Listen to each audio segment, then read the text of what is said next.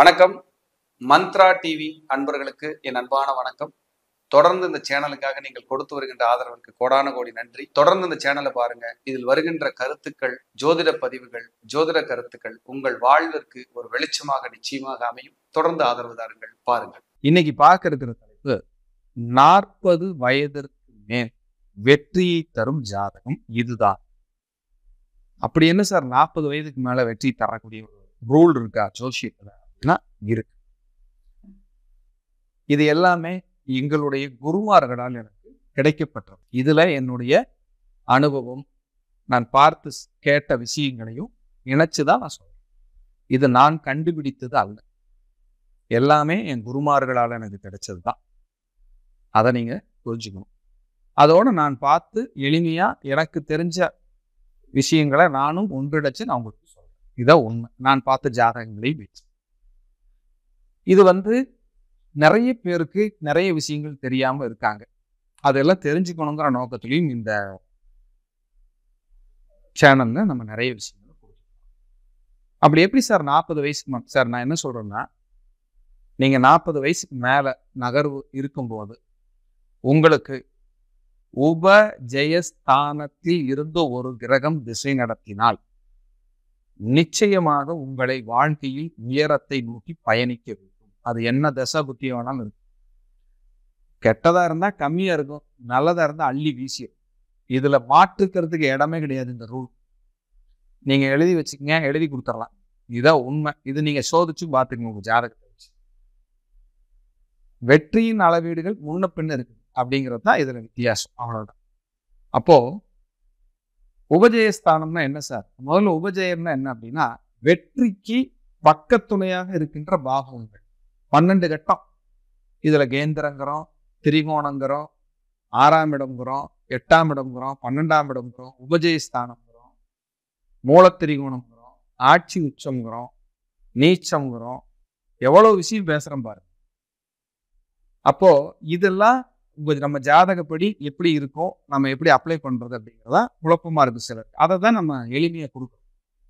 அப்போ உபஜயஸ்தானம்னா ஒரு ஜாதகத்துக்கு நீங்க எந்த லக்னமா வேணாலும் இருங்க, உங்களுக்கு 3ஆம் இடம், 6ஆம் இடம், 10ஆம் இடம், 11ஆம் இடம் உபஜயஸ்தானம். மறுபடியும் சொல்றேன், உங்க லக்னத்துக்கு 3, 6, 10, 11ஆம் இடங்கள் உபஜயஸ்தானம். இந்த உபஜயஸ்தானத்திலிருந்து ஒரு கிரகம் நல்ல பாவகமா இருந்து நல்ல பாவாதிபதியா இருந்து திசை நடத்திட்டாருன்னா உங்களுக்கு அள்ளி வீசி உங்களுக்கு என்ன தேவையோ பூரான கொடுத்துரும். ஆனால் அவரே உங்க லக்னத்துக்கு கொஞ்சம் பாவியா இருக்காருன்னா கொஞ்சம் கம்மியா செய்வார். ஆனா கொடுக்கறத நிறுத்த மாட்டார். உங்களை வாழ்வில உயர வைக்கிற வேலையை கட்டாயம் செய்வார், செய்யாம போகவே மாட்டார். இது 40 வயசுக்கு மேலதான் இது அமைப்பு. இதுக்கு முன்னாடி நடந்தா கொடுக்காதா சார்னா கொடுக்கும். கொடுத்ததை அவங்களே வாங்கிக்குவாங்க, குடிக்குவாங்க. ஆனா 40 வயசுக்கு மேல கொடுத்துட்டாங்கன்னா தக்க வச்சுக்கலாம். 40 வயசுக்கு மேல ஒரு உபஜயஸ்தானத்துக்கு தசை வரும். உதாரணத்துக்கு எடுத்துக்குவோம், ஒரு கும்ப லக்னம் 3ல செவ்வாய் ஆட்சி பெற்று திசை நடத்துதுன்னு வச்சு 40 வயசு அப்படின்னா அந்த செவ்வாய் திசை அவருக்கு இடம், நிலம், வீடு, வாகனம், பெயர், புகழ், சொத்துக்கள், நிரந்தர சொத்துக்கள் கொடுத்து. இதே கும்ப லக்னம் 11ஆம் இடத்துல குரு இருக்காரு, தனுசு ராசிக்காரு, சந்திரனும் கூட இருக்காரு அப்படின்னா அதே உபஜயஸ்தானம் 6, 10, 6, 11 கனெக்ட் ஆயிருக்கு. அள்ளி வீசிட்டு போயிடும். என்ன தேவையோ கொடுத்துட்டு போயிடும். உபஜயஸ்தானம்ங்கிறது ரொம்ப முக்கியங்க ஒரு ஜாதகத்துல. கேந்திர திரிகோணாதிபதிகள் செய்யாததை உபஜயஸ்தானாதிபதிகள் செய்வார். அவ்வளவு வலிமை அவங்க, சாதாரண விஷயம் இல்லை. அதனாலதான் 6ல் பாவிகள் இருக்கும்போது அவ்வளவு தூரம் நமக்கு அள்ளி கொடுக்குறது, வெற்றி அடைய வைக்கிறது, வளர்ச்சி அடைய வைக்கிறது. அந்த திசை வரணும். இதுக்கு திரிசூன்யம், அஸ்தங்கம், பாதகம் இதெல்லாம் இருக்கு. இதெல்லாம் இருந்தா கம்மியா கிடைக்கும். 100 ரூபா கிடைக்கிற இடத்துல 40 ரூபா கிடைக்கும். கிடைக்காம போகாதான். இதே எந்த தோஷமும் இல்லாம வலிமையா உபஜயஸ்தானாதிபதிகள் இருந்துட்டாங்கன்னா உங்களுக்கு கிடைக்க வேண்டிய பலனே வேற. ஒரு விருச்சிக லக்னம் குரு திசை நடக்குதுன்னு வச்சுக்குவோம். 11ஆம் இடத்துல குரு இருக்கார். என்ன கொடுக்கணுமோ கொடுத்துட்டு போயிடுவார். அவ்வளவு வலிமையை கொடுப்பார். அதே போல ஒரு சிம்ம லக்னம் 6ல ராகு இருக்காருன்னு வச்சுக்குவோம். மகரத்துல 6ஆம் இடம் உபஜயஸ்தானம், என்ன கொடுக்கணுமோ கொடுப்பாரு. எல்லாமே இந்த 40+ அந்த வயசுகளில் தான் கிடைக்கும். அதுக்கு முன்னாடி நடந்தா சிம்பிள், கொடுத்தாலும் கெடுக்கிற வேலையை செய்வாங்க, அதுல மாற்றுக்கிறதுக்கு இடமே இல்லை. ஆனால் இந்த உபஜயஸ்தானாதிபதிகள் 40 வயதுக்கு மேல வந்துச்சுன்னா பெயர், புகழ், அந்தஸ்து, கௌரவம், செல்வாக்கு, நிரந்தர வெற்றி, வளர்ச்சி, முன்னேற்றம் எல்லாத்தையும் கொடுப்பாங்க. கொடுக்காம போகவே மாட்டாங்க. இது நீங்க செக் பண்ணி பார்க்கலாம். இது அனுபவத்திலையும் கரெக்டா வருது. அதான் உண்மை. அதனால உபஜயஸ்தானாதிபதிகளை நம்ம எளிமையா நினைச்சிட வேண்டாம். அதை இவ்வளவுதானே அப்படின்னு நினைச்சிட வேண்டாம். 11ஆம் இடத்திலிருந்து ஒரு கிரகம் திசை நடத்துது. அவர் திரிசூன்யம் அடைஞ்சிட்டாருன்னா, இப்போ ஒருத்தர் சிம்ம லக்னம், ஒருத்தருக்கு செவ்வாய் திசை நடக்குது, மிதுனத்திலிருந்து நடக்குதுன்னு வச்சுக்கோங்க. அவருக்கு ஒரு 44 வயசுன்னு வச்சுக்கோங்க.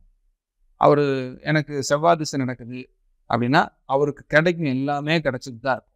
பரவாயில்ல சார், முதல் இருக்கிறதுக்கு இப்போ நிறைய பிரச்சனைகளை சால்வ் பண்ணிட்டேன், ஒரு உயரத்தை நோக்கி போயிட்டு இருக்கிறேன், பரவாயில்லாம ஓடிட்டு இருக்குன்னா, ஆனா திரிசூன்யாதிபதியா இருக்கிறதுனால திருப்தியா இருக்கு. ஆனா கிடைச்சிக்கிட்டே இருக்கும், கொடுத்துக்கிட்டே இருக்கும், மெதுவா நகரும், கம்மியா கொடுத்துட்டு.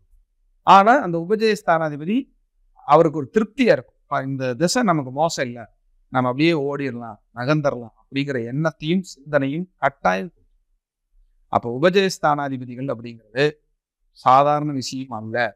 ஒரு ஜாதகத்தில் இவர்கள் மிகவும் முக்கியமானவர். அதுலயும் 3ஆம் அதிபதி இருக்காரு பாருங்க, 8க்கு 8 3ஆம் இடத்துல இருந்து ஒரு கிரக திசை நடத்துதுன்னா அதுதான் உங்களை அடுத்த கட்டத்துக்கு நகர்த்திட்டு போகும். 3ஆம் இடத்துல ஒரு பாவி இருந்தா லேட் மேரேஜ்.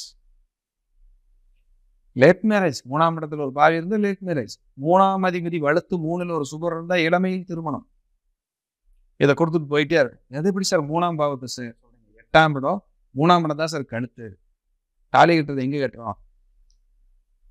அவ்வளவுதான். இது சின்ன லாஜிக். இந்த மாதிரியான விஷயங்களை தான் நம்மளுடைய அடிப்படை ஜோதிட வகுப்புகள்ல எளிமையான விஷயங்களை தான் உங்களுக்கு கண்டிப்பா சொல்லித்தர முடியும். சின்ன சின்ன விஷயங்கள் தான், ஆனா பார்க்கும்போது சொல்லும்போது பிரமிப்பா இருக்கும், கிளைண்டுக்கு ஆச்சரியப்படுற மாதிரி. அப்படிப்பட்ட ஒரு விஷயங்களை உங்களுக்கு சொல்ல முடியும். இதையெல்லாம் நீங்க அப்படியே நிதானம். 3ஆம் அதிபதி கெட்டு போனவங்களுக்கு லேட் மேரேஜ், 3ஆம் அதிபதி வளர்த்திருந்தார், 3ஆம் அதிபதி 6-8-12 மறையாம இருந்தா, 3ஆம் அதிபதி குருபா இருந்தா, இளமையிலேயே திருமணம் அவங்களுக்கு செய்யறதுக்கு ஒரு ஆப்ஷன் வாய்ப்பு. மற்ற கிரகங்களை பார்க்கணும். இது பொது விதியை நான் சொல்றேன். இந்த உபஜயஸ்தானாதிபதிகள் எல்லா இடத்துலையும் ஒவ்வொரு பங்களிப்பு கொடுப்பாங்க. சாதாரண இடம், உங்களுக்கு 6ஆம் இடத்துல ஒரு கிரகம் இருந்தாலும் உத்தியோகம், உத்தியோகத்தில் நீங்க ஜெயிக்கணும். 3-6 காம்பினேஷன் இருந்தால் தான் நீங்க போட்டித் தேர்வில் ஜெயிக்கணும். இவ்வளவெல்லாம் எனக்கு உபஜயஸ்தானத்துல. அதனால உபஜயஸ்தானம்ங்கிறது கிங், அதுல மாற்றுக்கிறதுக்கு இடமே இல்லை.